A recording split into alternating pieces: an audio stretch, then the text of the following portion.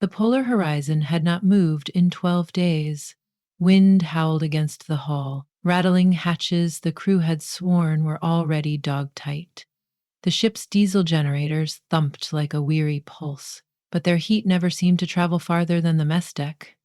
Outside, the Arctic night stretched on hours, days, weeks of cobalt darkness, interrupted only by the green shimmer of Aurora and the angled glare of the ship's floodlights. Dr. Maya Linden, lead climate scientist for the Shift expedition, stared at the multicolored ribbons on her computer's sea ice radar feed. The image looked like a broken, stained glass window. Crimson ridges of pressure ice, violet scars of refrozen leads, a single pale stripe of open water that had snapped shut days ago.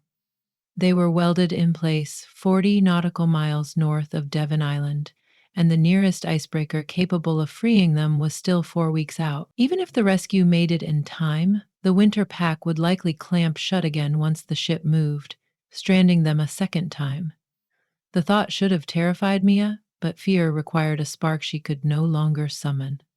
Ever since Elise's accident 1 year and 23 days ago, the fires inside her had banked to embers. Elise had slipped beneath Antarctic brash ice during what should have been a routine dive. A diver recall cable fouled by an unseen snag. Maya, monitoring instruments topside, had listened to the increasingly frantic comms before they dissolved into static. Since then, every problem, scientific or personal, felt as though it were happening to someone else. She rubbed her eyes and pushed back from the console. Above her, a dim red safety bulb threw long shadows across the operations room. Beside the radar station hung a paper chart peppered with post-its, supply projections, risk assessments, and a single sticky note that read simply, "Breathe." Her breathing remained shallow. Footsteps approached. Sila Nunak stepped through the doorway, fur-lined parka unzipped, frost sparkling in her lashes. A gust of polar air followed her, crisp and almost sweet, before the door swung shut. "Still no good news?" she asked. Maya shook her head. "The ice compression's just getting worse. If a northeasterly sets in, we could be pushed another 10 miles toward the coast.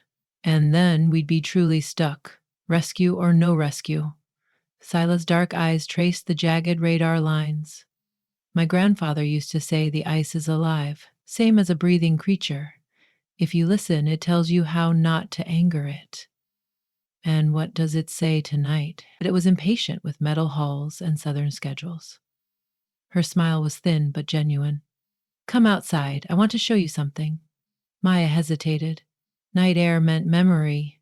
She'd stood on too many pitching decks and too many hemispheres with Elise at her side, pointing out constellations Maya never bothered to learn. But she found herself rising anyway, pulling on her parka and mitts.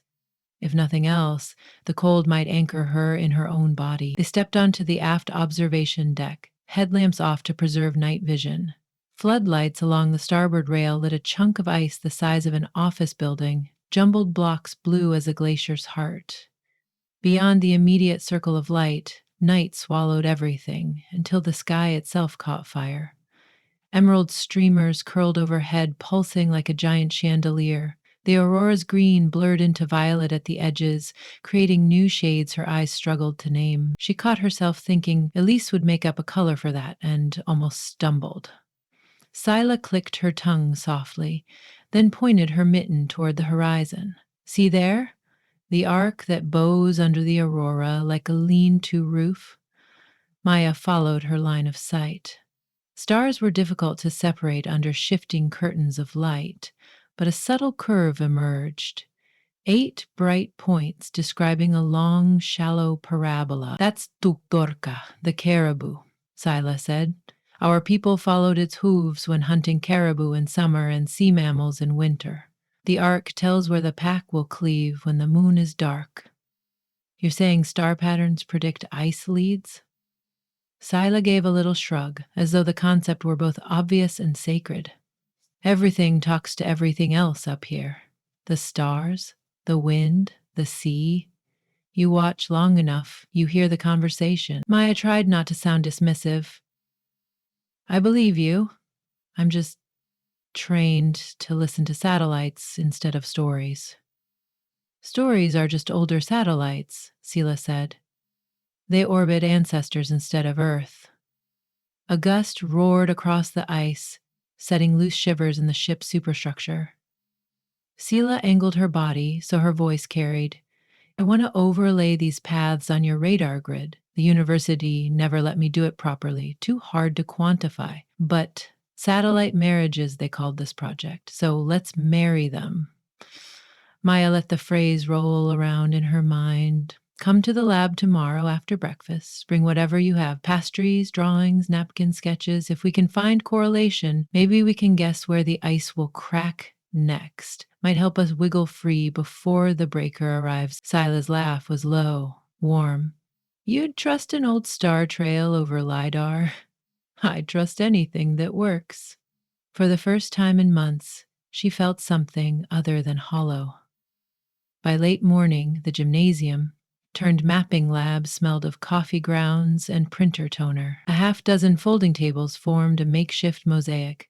NOAA charts, high-resolution radar prints, and Sela's contributions, hand-stitched sealskin maps, charcoal rubbings of stone carvings, even a child's notebook filled with neat Inuktitut syllabics. Your handwriting's incredible, Maya said. Thank my auntie, Sela replied. I had to copy the 8 forms of Inuit world maps before I could play outside.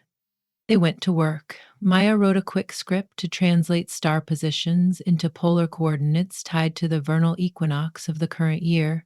Sela transcribed oral latitude markers. Here, where sea ice whistles under a waxing moon, into expected fracture zones. Hours passed unnoticed. When hunger finally intruded, Sela produced bannock and cloudberry jam from her coat pocket. They shared it in companionable silence. Maya's algorithm finished rendering. She pulled the latest SAR image onto a digital projector, then overlaid Sela's transparent sheet. Both women leaned in. 3 galvanized stars aligned almost exactly with a chain of new pressure ridges. So did the next cluster. A crooked line of half-hidden fractures followed the caribou's belly by less than a kilometer. Maya exhaled.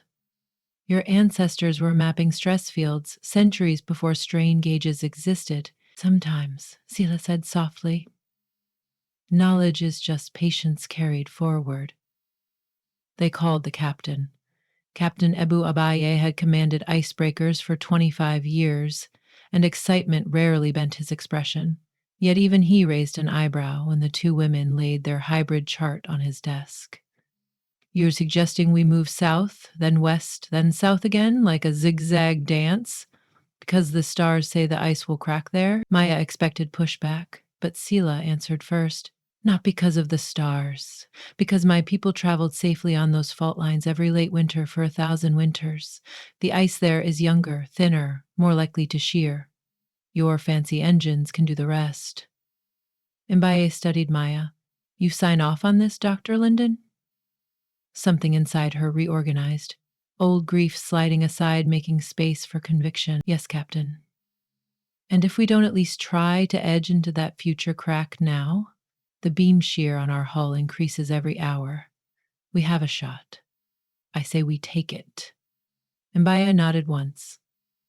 We'll start engines at 1800. You 2 will lead the excursion team, laying transponders to ensure we stay inside that corridor. Take 4 hands, rifles for polar bears, and full immersion suits. The ship hummed to life like an animal startled awake. Deck crews, pre-rigged winches, engineers calibrated torque limits. At dusk, Maya stepped onto the ice with Sela at her side. The temperature was -30, the kind of cold that crystallized eyelashes. Their breath drifted as silvery fog. They moved in a staggered line, Maya and Sela consulting GPS receivers and a sextant, 2 deckhands hauling sledges laden with gear, 2 more bringing up the rear with .308 rifles. They planted the first sonar transponder at a site where Sela's chart labeled the caribou's first hoof. Ice here rang hollow when Maya drove the ice screw. A hairline crack spidered outward, then stilled. Good sign.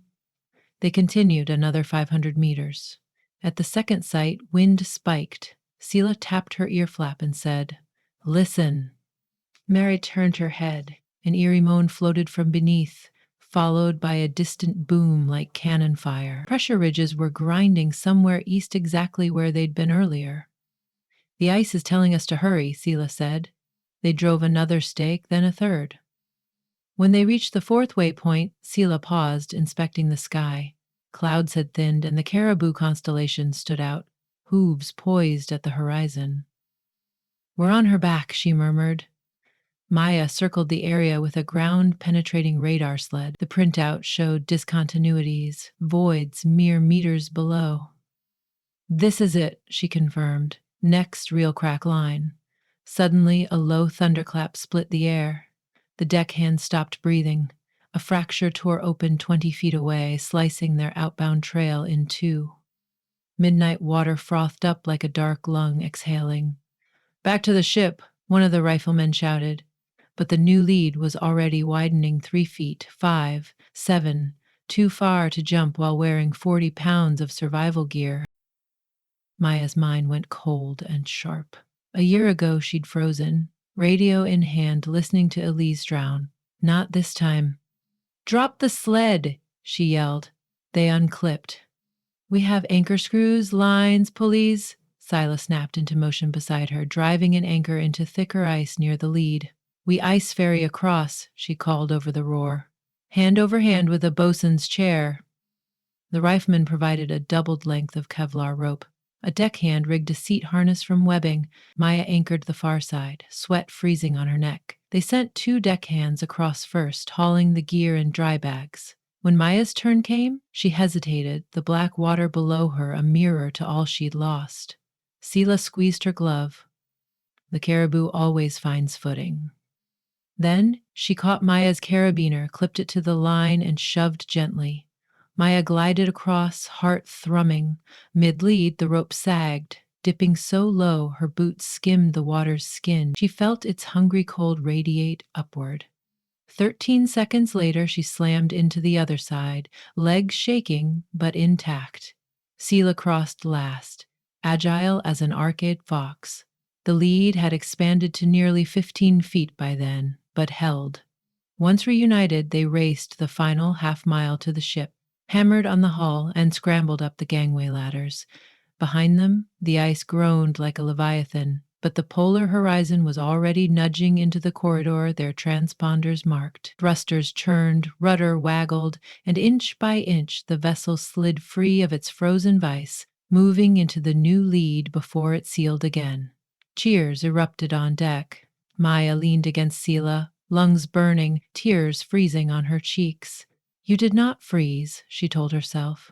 "You listened. You moved." 3 days later, the ship reached a stretch of thin, rotten ice a dozen nautical miles south. Here, an icebreaker rendezvoused without difficulty, escorting them toward open water. The worst of the crisis over, crew members relaxed, swapping war stories in the mess. Maya found Sela alone in the chart lab, rolling up the stitched sealskin map. The Aurora had returned, painting pale colors through the porthole glass. "You're leaving when we reach Nuke," Maya said. Sela nodded.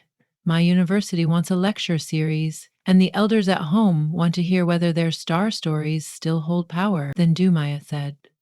"The data will go into the next IPCC model run." Sela laughed softly. "Imagine that. Elders cited in peer-reviewed literature." Maya bit her lip, weighing her next words.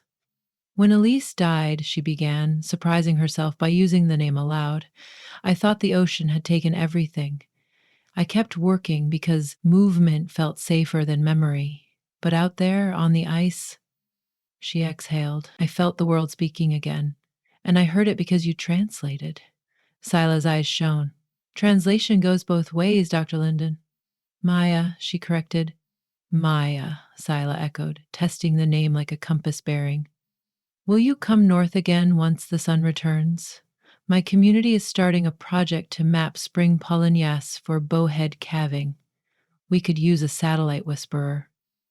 "I'd like that," Maya said, surprise blooming into certainty, "but only if you promise to keep teaching me the sky." Sela extended her hand. Their gloves brushed, then clasped. It felt remarkably like the beginning of something rather than the end. Outside, the aurora brightened, emerald swirling into rose. The caribou lifted its shining hooves along an ancient trail newly etched on digital charts. Somewhere beyond mathematics and myth, the future opened a narrow lead, just wide enough for two hearts to pass through, together